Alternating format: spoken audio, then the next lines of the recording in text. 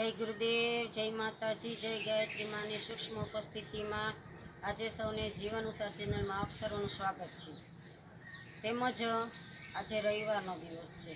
રવિવારનો દિવસ એટલે બહેનો માટે થોડોક આરામનો દિવસ એટલા માટે કે આજે સ્કૂલે છોકરાઓને મોકલવાનું હોય ને જેન્ટ્સ લોકોને ઉતાવળ ન હોય જવાની, ઓફિસ તો હોય જ નહીં, પણ જેને દુકાને જવાનું છે તેને પણ ઉતાવળ ઓછી હોય છે।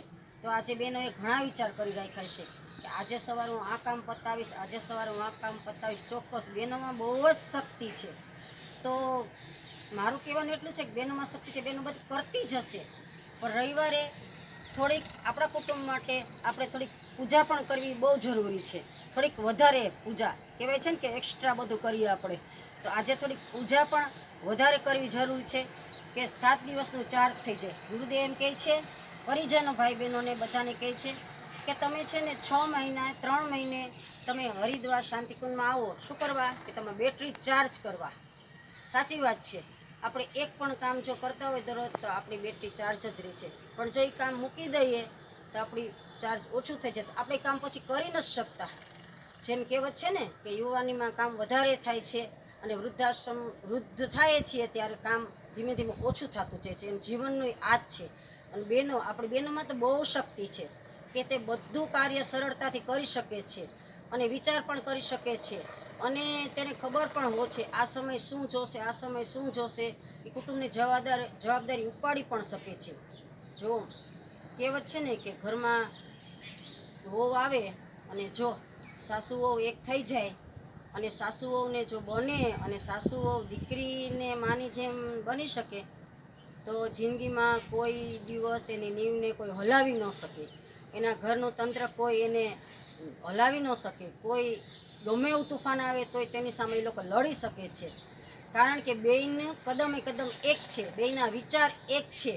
તો આ સમયમાં કહેવાય છે ને, પહેલાંના સમયની વાત નહીં, આ સમયની જ વાત કરું છું કે દીકરી આપણે ઘરે આવે એ કોઈની દીકરી છે, તો આપણે આપણે દીકરી માની લઈને એકવાર તો આપણું ઘરનું તંત્ર સરળતાથી પાસ થઈ જાય। ગમે એવી પરિસ્થિતિ આવે, નબળી આવે સારી આવે તો એ દીકરી આપણી સાથ દે જ છે। અને મારું કહેવાનું મતલબ એમ છે કે સાસુઓ છે ને દીકરીમાં બની જાય ને તો એનું જીવન સરળતાથી જાય। તો જેન્ટ્સ લોકોને ક્યારેય પણ ટેન્શન રહેતું નથી। અત્યારે બહારની દુનિયામાં કમાવવું, ઓફિસોમાં જવું એ કેટલું ટેન્શન જેવું જીવન છે। તો જેન્ટ્સ લોકો બહાર તો મગજમારી કરીને આવતા જ હોય છે, પછી ઘરે આવે તો આપણા પ્રોબ્લેમ આપણે શરૂ કરી દઈએ છીએ। તો એ પ્રોબ્લેમ દીકરીઓમાં તાકાત છે જ કે સોલ્વ પોતે જ કરી શકે। તો જેન્ટ્સ લોકોને કેટલું સરળતા રહે। આજે એટેકના બહુ જ પ્રશ્ન બને છે, ક્યારે બને છે કે માણસોના મગજમાં આવી બધી અશાંતિ ઊભી કરી દઈએ છીએ ત્યારે। કહેવત છે ને કે 2000ની નોટનું જ્યારે થયું હતું કે 2000ની નોટ બંધ થવાની ત્યારે બહેનો પાસે કેટલા બધા પૈસા નીકળાતા। સાચી વાત છે, બહેનોની પોતાની મૂડી છે, પોતે જમા કરેલી છે કે ક્યારેક મારા ઘરમાં એવો પ્રશ્ન આવશે તો આપણે આ પૈસા કામ લાગશે। સાચી વાત છે, જરૂર છે કે બહેનોએ બચત કરવી જ જોઈએ। જો કોરોના આવ્યો તો એ સમયમાં બધાના ધંધા અને બધું બંધ થઈ ગયું હતું, તો આપણી પાસે થોડું ઘરમાં હોય તો આપણે વર્ષ કાઢવું પડે, એવું નબળું વર્ષ હોય તો કાઢવું પડે છે। તો મારું કહેવાનું એમ છે કે એ બધું તો સરસ જ છે કે બહેનો કરી જ શકે છે, પણ એ સાથોસાથ આપણે ભક્તિભાવે કરી શકીએ, આપણે એ પૂંજી ભેગી કરી શકીએ કે દરરોજની હાલો 1 માળા છે, 3 માળા છે, જે ભગવાનને તમે માનતા હોય એ તમે કરો તો એ ભાતું ભેગું થાય ને, ત્યાં કોઈ આપણને કાંઈ કરી નથી શકતું। એ ભાતું સાથે જ આવે છે આપણી, અને આપણે ક્યારેક નબળા દિવસો આવે કે આપણા કર્મ ક્યારેક નબળા હોય ને તો આ ભાતું તો સચોટ જવાબ દે છે। તો મારી તમને બધાને વિનંતી છે કે આપણે પૈસાની હારોહાર, બચતની હારોહાર, સંસ્કારની હારોહાર આ ભાતું પણ ભેગું કરવાનું છે કે જે થોડી પૂજા કરીએ આપણે કરશું તો આપણા બાળકોને આપણે કહેશું કે આ તમે કરો, આ સારું છે। એક મંત્રથી શરૂ કરો, બાળકોને સૂર્યને નમસ્કાર કરાવતા, જળ ચડાવતા, એક મંત્ર ગાયત્રી મંત્ર બોલાવો, 3 મંત્ર બોલાવો, એ સાક્ષાત સૂર્યદેવ છે, તમને જવાબ આપશે। બીજું મારું કહેવાનું એમ છે કે દેવ માતામાં કેટલી શક્તિ છે। અમારા માતાજી ભગવતીમાં કે જેણે ગુરુદેવની જોડે કદમથી કદમ મિલાવેલા હતા। જ્યારે ગુરુદેવ હિમાલયમાં જતા હતા ને ત્યારે માં 6 મહિના હિમાલયમાંથી ગુરુદેવ આવતા હતા ત્યારે માતાજીએ આખી શાંતિકુંજની ડોર સંભાળતા હતા। કેટલી બહેનો દીકરીઓ ઘરેથી ચડછોયેલ હતી, કેટલી બહેનો વિધવા હતી, બધાને માએ સહકાર આપ્યો હતો। પોતાની ગોદમાં રાખ્યા હતા. તેમાં એ જેટલું કર્યું હોય તો ગાયત્રી માં તો જગતજનની છે, વિશ્વ માતા છે, દેવ માતા છે. તો એ માતા તો આપણો સહકાર આપે જ. આપણે અત્યારે જરૂર છે આ કળિયુગમાં. અને મારા ગુરુદેવ કહે છે કે ઘેર ઘેર ગાયત્રી મંત્ર, મારા વિચારો, મારા પુસ્તકો તમે ઘરે ઘરે પહોંચાડો એમ. તો હું કોશિશ કરું છું. મારી તો કોશિશ જ છે હજી કે પહોંચાડવાની. હું કંઈ કરી નથી શકવાની, પણ જો તમારો બધાનો સપોર્ટ હશે તો થોડું થોડું મારું કામ સરળતાથી પાર પડશે. હું જાજુ કરી નથી શકતી, પણ જે કરું છું એમાં તમારો થોડો થોડો સપોર્ટ હશે તો સારું રહેશે. બાકી આજે અમારે કોડીનાર તાલુકામાં વિશ્વવિદ્યાલયની બહેનો આવી છે કે જે દેવકન્યા આવ્યું છે, 3 બહેનો આવ્યું છે. તેણે અહીંયા બધે સ્કૂલમાં જઈને યોગ શીખવાડ્યા છે અને અમારા મંદિરમાં દીપયજ્ઞ કરાવ્યો છે, પ્રાર્થના કરાવી છે. નાની નાની બહેનો છે, 20 વર્ષની કોઈ છે, કોઈ 22 વર્ષની છે, કોઈ 18 વર્ષની છે.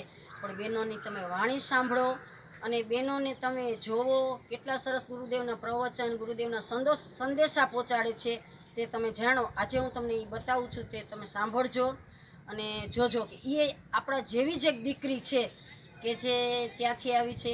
માતાજી તો ખુદ બધે જઈ ન થકતા, ગાયત્રીમાં ઘેર ઘેર પહોંચી ન થકતા, પણ આ રૂપે પણ આપણે ઘરે આવે છે, આપણા પરિવારમાં આવે છે, આપણા તાલુકામાં આવે છે.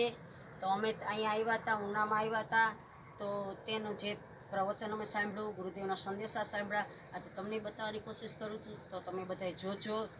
મારી વાણીને વિરામ આપું છું. જય ગુરુદેવ, જય માતાજી. મારો વિડીયો સારો લાગ્યો હોય તો શેર કરજો, લાઈક કરજો અને સબસ્ક્રાઈબ કરજો.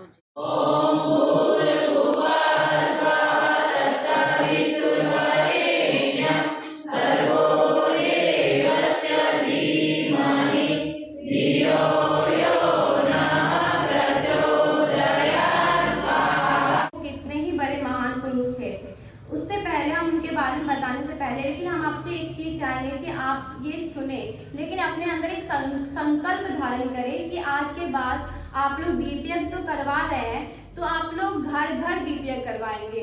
एटलीस्ट अपने घर में दीपयज्ञ जरूर करेंगे। आप दूसरे घर में नहीं कर पा रहे हैं, आप चाह रहे प्रचार प्रसार करना, इवन अपने आपके अंदर है कि हमको गुरुजी का काम करना है, लेकिन आप किसी कारणवश नहीं कर पा रहे हैं, तो दीपयज्ञ बहुत छोटा होता है, 45 मिनट का होता है। ज्यादा से ज्यादा आप 1 घंटा, 1 घंटा तो गुरुजी के लिए आप लोग निकाल ही सकते हैं। आप अपने घर में छोटा सा दीपयज्ञ कर ही सकते हैं। नहीं लगाइए आप 24 दिया, बस एक ही दिया जलाइए, लेकिन उसको इतना प्यार से लगाएं, घर के हर किसी को बुलाइए, साथ बैठे, गुरुजी का बात बोले, ये छोटे छोटे मंत्र बोले और एक अखंड ज्योति सब पढ़ते हैं, एक कहानी सब बोले। और अगर पड़ोसी में किसी को बुला रहे हैं तो उनको एक कहानी सुनाए, शायद उनका मन में कुछ हो जाए ऐसा कि वो भी गुरुजी का कार्य करने लगे। चाहे वो किसी भी धर्म को मानते हो, शायद वो हमारे गुरुजी को मानने लगे। तो इससे हमारे गुरुजी जो चाहते हैं, उनका जो अभियान है वो सफल होगा, 21वीं सदी उज्जवल भविष्य में बन जाएगी।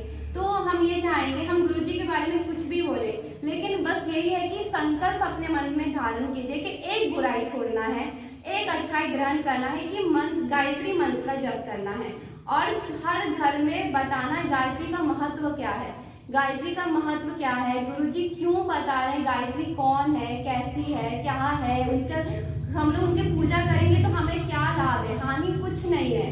क्योंकि कहा जाता है कि भारत में गायत्री का जप हो रहा है, गायत्री मंत्र का, साथ साथ विदेशों में भी गायत्री मंत्र का जप हो रहा है। अगर आप लोग ध्यान देंगे तो साइंटिस्ट सब ने भी ये निकाला है कि एक ऐसा मंत्र है कि ये मृत को भी जीवित कर रहा है। तो इस मंत्र में इतनी शक्ति है, तो हम लोग को इस साक्षात गुरुजी देख के गए, समीप हमारे बता के गए और हम लोग इतने करीब है उसको, तो हम लोग 2 मिनट निकाल के इस जप को कर लेंगे। तो मिनट कुछ भी मिनट नहीं लगता इस जप को करने में, तो इसको अगर करेंगे तो हमारा ही फायदा है। तो ऐसा तो नहीं है ना कोई किसी पर घी है और खाना नहीं चाहे, तो अभी सभी रोटी में लगा के सभी खाना चाहेंगे, तो सभी उपयोग करें, गायत्री मंत्र का जप करें। गायत्री मंत्र का जप से एक कहानी याद आता है, एक कहानी सुनाते हैं।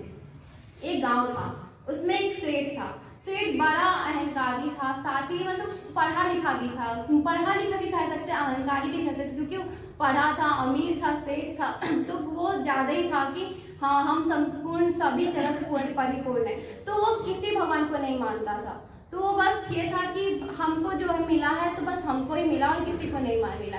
एक दिन एक ठग आता है उसके घर में, घर में आता है और वो बोलता है सेठ जी हमें कुछ खाने के लिए दे दीजिए।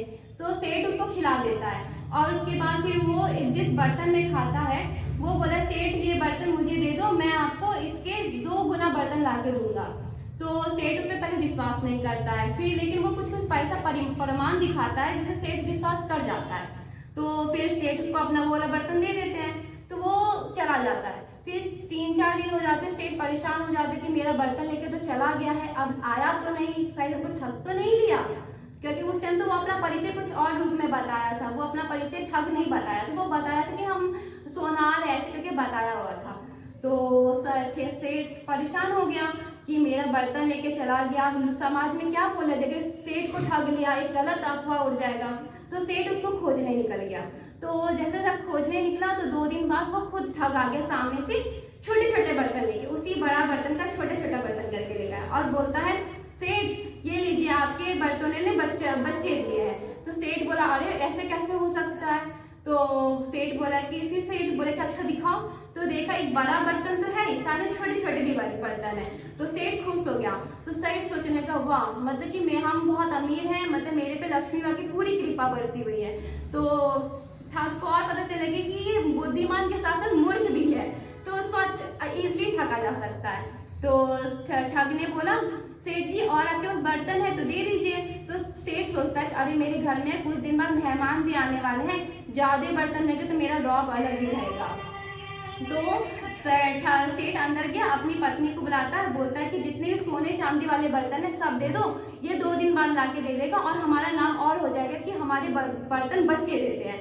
तो सेठ अपना घर का जितना सोना चांदी था सब इस ठग को दे दिया और ठग को देके और विश्वास के साथ दे दिया और ठग आराम से लेके चला गया। तो फिर होता क्या है, ठग इस बार ठग 1 महीने नहीं, 2 महीने नहीं, 3 महीने बाद आता है और बोलता है सेठ आपके बर्तन बच्चे देते देते मर गए, तो उनके मतलब वो जिंदा नहीं रहे। तो सेठ बोला ऐसे कैसे हो सकता है। तो ठग बोलता सर जैसे साहब जैसे ये बर्तन बच्चे दे सकते हैं वैसे मर भी नहीं सकते, मर भी सकते हैं। तो वो तो ठग लिया था। तो ये बोल के वो चला गया। तो फिर वो बोलता है सेठ लेकिन मैंने तो आपके बच्चे ये बर्तनों को अंतिम क्या स्वर्गावास उसको दफना दिया है, उसमें कुछ कुछ खर्चे हुए हैं, मैंने अपने अंदर से निकाला था, अब हो सके तो आप मेरी पूर्ति कर दीजिए, मैं तो गरीब इंसान हूँ। वो ठग बोला कि ठीक है। तो वो पैसे देके चला गया, ठग से पैसे ले लिए, सॉरी सेठ से पैसे ठग ने ले लिया और वो चला गया। ठग मन में सोच रहा है क्या मूर्ख इंसान है, सोने चांदी भी मुझे दे दिया, पैसे भी उल्टा मुझे दे दिया। तो इससे क्या पता चलता है कि उसके पास पैसे है लेकिन ज्ञान की कमी है। तो ज्ञान कहाँ से आता, अगर वो जाप करता, वो थोड़ा दिमाग लगाता, वो अगर किसी के अहंकार में नहीं रहता तो आज ये दिन होता नहीं। फिर गांव में पूरा अफवाह उड़ गया कि सेठ को ठग लिया गया, सेठ को ठग लिया गया। इस बात पे सब सेठ के पास आए, सेठ को बोलते हैं सेठ क्या बात है, आप तो ठगे जा रहे हैं, आप बड़े बोलते थे मैं ज्ञानी हूँ, मैं यहाँ से पढ़ के आया हूँ, मैं वहाँ से पढ़ के, आपको देख ठग ने ठग लिया। तो सेठ इस बात में बड़ा चिंतित हो गया कि भाई मुझे तो ठग लिया, कि मेरे बच्चों को ये बात पता चलेगा तो कैसा लगेगा। एक बाप का क्या बोलते हैं रिस्पेक्ट अपने बच्चों के सामने बहुत ज्यादा ही होता है। बच्चे क्या सोचेंगे कि मेरे पापा को ठग लिया, कैसा कुछ। तो वो थोड़ा चिंतित हो गया, तो वो बहुत ज्यादा ही चिंतित में डिप्रेशन में चला गया था सेठ। तो वहां से एक साधु जा रहा था, तो वो साधु उसको बोलता है कि तुमने गायत्री का जप सुना है। तो वो बोला कि नहीं सुना है। तो बोले तुमने ये नहीं सुना है, तुम अपने को ज्ञान ही बताते हो। तो फिर उस दिन से वो बोला कि अच्छा ठीक है तुमको मंत्र सिखाते हैं। फिर गायत्री मंत्र का जप सिखाना स्टार्ट किया। धीरे धीरे वो उसको आलस आता था करने में, वो करता नहीं था। फिर एक दिन करता था, दूसरा दिन छोड़ देता था, तीसरा दिन से वो बोला कि अच्छा ठीक है तुमको मंत्र सिखाते हैं। फिर गायत्री मंत्र का जप सिखाना स्टार्ट किया। धीरे धीरे वो उसको आलस आता था करने में, वो करता नहीं था। फिर एक दिन करता था, दूसरा दिन छोड़ देता था, तीसरा दिन करता था, कभी कभी तो ऐसे बहुत दिन नहीं करता। लेकिन उसका एक बेटा था जो वो चीजें नोटिस कर रहा था, वो हर दिन गायत्री का जप करता था। तो फिर कुछ सालों बाद देखा गया कि बेटा इतना शांत मतलब सौम्यता प्रखर बुद्धि का पाया गया। फिर जब बेटा कोई एग्जाम निकाला तो सेठ को विश्वास है कि भाई मेरा बेटा है, कुछ तो होगा नहीं, जमीन जायदाद है उसके नाम कर देंगे क्या ही। और फिर देखा बेटा उसको निकाल गया। तो फिर पूछा कि बेटा कि तुमने निकाला कैसे। तो बोला पापा मैं पढ़ने से पहले गायत्री का जप खाने से पहले गायत्री का जप, सोने से पहले गायत्री का जप, एग्जाम में बैठा तो गायत्री का जप कर रहा था। तो गायत्री का जप से मुझे ऐसी अनुभूति होती थी कि मेरे अंदर एकाग्र भाव आ गया था। मैं जिस काम में जा रहा था मुझे उस काम में मन लग रहा था। तो पिता को उस दिन रियलाइज हो कि गायत्री कितनी बड़ी चीज है। गायत्री का जप इतना बड़ा है कि बहुत पत्थर में भी भगवान को ला सकता है। तो गायत्री का जप इसीलिए बोल रहे हैं कि आप लोग अगर कुछ नहीं, आप लोग को समय नहीं है तो 2 मिनट ही सही, एक माला भी नहीं, बस एक बार गायत्री का मंत्र बोल दीजिए। कल खाना बना रहे हैं तो उससे पहले बोल दीजिए, अगर सोने जा रहे हैं तो उससे पहले बोल दीजिए। इससे आप लोगों को खुद अनुभूति होगी कि क्या आप में चेंजेस आ रहा है। आप अगर घर में तो ऐसे सबका होता ही रहता है, चिंता सब कुछ होती, समस्या होती है, तो बहुत बार तनाव में आके कोई इंसान उस पर चिल्ला देता है, कभी उस पर चिल्लाने से कुछ नहीं होता है। आप एक बार अंदर मन में गायत्री करें, आपको खुद समझ में आ जाएगा, आपको परेशानी का हल दिखने लगेगा और आपके घर का जो वातावरण है वो पवित्र बना रहेगा, जैसा है वैसा। जैसे कहते हैं कभी कभी कि भाई मेरे घर में नजर लग गया, मेरे घर में ये हो गया, मेरे बच्चे को उसने वो कर दिया, तो ऐसा कुछ नहीं होता। वो कर दिया लेकिन आप अंदर रखिए, अपने घर का वातावरण इतना पवित्र इस गायत्री मन से ऐसा भर दीजिए कि कोई भी बाहरी शक्ति आप पे कुछ हावी कर ही नहीं सकती, ऑटोमेटिक वो कट जाए। गायत्री का आप लोग देखिएगा, इस रूम में भी हम लोग किए हैं, कुछ देर बाद आएगा आपको इतना पॉजिटिविटी वाइब आएगा, इतना मन लगेगा कि बहुत ज्यादा ही शांत वातावरण है, इतना अच्छा अपने अनुभूति आपको स्वयं से होगी कि यही बैठे रहे 2-4 मिनट, यही पर रह जाए रात भर, ऐसा लगेगा। क्योंकि सभी ने एक जहाँ जितने बैठे हैं सभी ने गायत्री का जप किया है। उससे हमारे कहा जाता है, साइंस में कहा जाता है कि जो भी बोला जाता है सब बात यहाँ पर रिकॉर्ड है।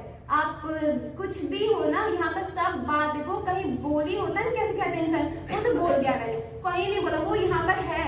अगर देखा जाए ना, गौर से सुना जाए तो आपको सुनाई पड़ेगा कि आपने क्या बोला है।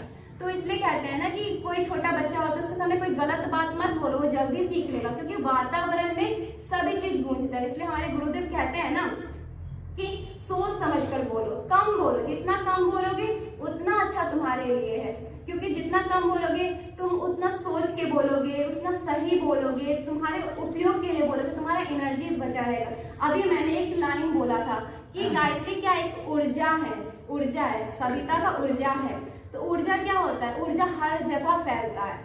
तो अगर आप गुरुदेव कहीं नहीं जाते थे, कभी कभी तो वो एक स्थान में बैठ के अपने ऊर्जा से वो काम कर देते थे, जिससे इंसान क्या कहते, मैं जानता हूँ, मैं विश्वास करता हूँ गुरुदेव मेरे साथ थे। तो क्या मतलब गुरुदेव वहां से वहां दिल्ली चले गए? नहीं ना, उनकी ऊर्जा काम की, उनका विश्वास जो था उस इंसान का, इस गुरुदेव से जो विश्वास था वो विश्वास काम किया। कहते हैं ना, विश्वास में बहुत शक्ति है। अगर आप किसी चीज पे विश्वास कीजिएगा ना तो वो होगा, चाहे आप अपना 100% दीजिएगा इस चीज को लेके, तो आप वो चीज पाइएगा भी। क्योंकि इस दुनिया में कहते हैं ना कि जो बोलता है वो सच होता है, चाहे आज हो, बाद में हो, कभी भी हो, लेकिन होता जरूर है सच। क्योंकि ये बोली जो है ना ये रहती है, चाहे जैसे, क्योंकि इंसान का शरीर मरता है, आत्मा कभी नहीं मरता है, और आत्मा हर कुछ सुनता है, समझता है, और उसे ये पता रहता है कि वो क्या बोल रहा है, किसने कब क्या बोला, उसे सब पता रहता है। तो इसलिए कहते हैं ना, सोच समझ के बोले, कम बोले, लेकिन वही बोले जो आपको भी सुनने में अच्छा लगे, दूसरों को भी सुनने में अच्छा लगे। कहते हैं, गुरुदेव भी कहते हैं ना कि वो व्यवहार ना करे जो स्वयं को अच्छा नहीं लगता। जैसे हम इनको मारे और ये हमको मारेगी तो हमको अच्छा नहीं लगा, हम झगड़ा कर लेंगे, तो ये भी तो हो गया ना भाई, हमको अच्छा नहीं लग रहा है कि हम मार रहे हैं भाई, तुम हमको मत मारो। तो वो चीज नहीं करना है हमें, कि जो वही चीज करना है कि जो हमें अच्छा लगेगा रिटर्न में जो मेरे पास आएगा। क्योंकि कहते हैं ना कि जो चीज होगा उसकी प्रतिक्रिया तो होती है, जो भी कुछ करेंगे हम उसका अपोजिट मेरे साथ होगा ही होगा। एक साइकिल है, वो घूम के कभी ना कभी कंप्लीट एक ओ बनेगा ही, जीरो बनेगा ही, तो वो कभी कभी मेरे पास आएगा ही। तो अच्छा ही, अगर हम अच्छा देंगे किसी को तब मेरे पास अच्छा आएगा, हम बुरा करेंगे तो मेरे पास बुरा आएगा ही आएगा। तो वही चीज, अपनी विचार, अपनी भावनाएं, अपने सबको पवित्र रखें, अपने आप को गायत्री के लिए समर्पित कर दें। इस अभी इंसान को लग रहा है कि हम बोल रहे हैं, बस बोल रहे सुन लो, लेकिन आप लोग सच में करके देखिएगा। आप लोग जब करिएगा ना गायत्री का जप, या फिर गायत्री को ऐसे कभी डर लगता होगा, कैसे होता है, ओम नमः शिवाय, जय श्री राम, जय श्री राम, कि ना पॉजिटिव ऐसा लगता है कि भाई हाँ बच रहे हैं हम, क्योंकि वो विश्वास है देंगे। कभी नींद में भी रहते हैं, नींद में भी कभी बुरा सपना आ जाता है, कैसे भगवान जी बचा लो, भगवान जी बचा लो करते हैं। क्यों? क्योंकि हमको विश्वास है भगवान आएंगे, बचाएंगे। तो विश्वास जो है किससे है? अगर आप उनको दीजिएगा तब ना उनसे पाइएगा। उनको भी लगेगा ना भाई मेरा काम कर रहा है तो हम क्यों नहीं दे। भगवान को मजबूर कर दीजिए कि भगवान मैंने कर दिया, आपको आना पड़ेगा। आप हर चीज के लिए किसी को मजबूर कर दीजिए, आप इतना सही हो जाइए कि वो इंसान को आपके लिए करना पड़ेगा, आपके लिए उसको सही होना पड़ेगा। तो वो चीज आपके अंदर लाना पड़ेगा। वो किससे आएगा? समर्पण से आएगा, जिम्मेदारी उठाने से आएगी, बहादुरी से आएगी, समझदारी से आएगी। आप समझदार बनिए, जिम्मेदार बनिए अपने कर्तव्य के लिए, क्योंकि आप यहाँ आए हैं तो किसी मकसद से आए हैं। तो अपने मकसद को पहचानिए, उस पर कार्य करिए। और क्योंकि पड़ोसी का बात सुनने तो सबको मजा आता ही है, लेकिन वो काम तो नहीं है ना हमारा कि उसके घर में क्या हो रहा है, लेकिन अपने घर का बात रखें। उसके घर का बात हमको जरूर है, उससे कुछ होगा? कुछ भी नहीं है। उससे जिंदगी कट रही है, बस कटते चली जाएगी। आपके अभी 28 साल के हैं तो 38 के हो जाएंगे, 48 के हो जाएंगे, ऐसे बस कटते चला जाएगी, कुछ नहीं है। लेकिन अगर आप ये इस जन्म में गायत्री का जप करेंगे या फिर किसी को अच्छी अच्छी बातें बताएंगे, अपने पोता पोती के साथ अच्छे से बैठ के उनको अच्छी अच्छी कहानियां सुनाएंगे कि हाँ बेटा देखो ये कहानी का ये असर है, या फिर अपने बेटा के साथ अपने परिवार के साथ बैठ के समय व्यतीत करेंगे तो 38 के हो जाएंगे, 48 के हो जाएंगे, ऐसे बस कटते चला जाएगी, कुछ नहीं है। लेकिन अगर आप ये इस जन्म में गायत्री का जप करेंगे या फिर किसी को अच्छी अच्छी बातें बताएंगे, अपने पोता पोती के साथ अच्छे से बैठ के उनको अच्छी अच्छी कहानियां सुनाएंगे कि हाँ बेटा देखो ये कहानी का ये असर है, या फिर अपने बेटा के साथ अपने परिवार के साथ बैठ के समय व्यतीत कीजिएगा। तो अगर आप 80 की एज में भी रहिएगा ना तो आपको लगेगा मैंने अभी होता है, कहता है इंसान कि मरने से कुछ समय पहले आपको सब कुछ दिखता है कि आपने क्या क्या पाप किए। ये होता है जब जो इंसान मृत उस पर अवस्था पे रहता है ना, उसको अपने हर पाप याद आते हैं कि उसने क्या क्या किया था,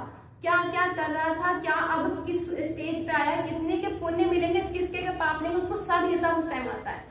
तो उस टाइम को हमको क्लियर करना है कि अगर हम उस अवस्था पे हैं तो हमको याद है तो भाई लगे कि हमने तो इतने अच्छे अच्छे काम कर दिए कि मृत्यु के बाद भी इंसान हमको याद रखेगा। आपको खुद पता चल जाएगा, आपको याद रखेगा इंसान कि नहीं रखेगा।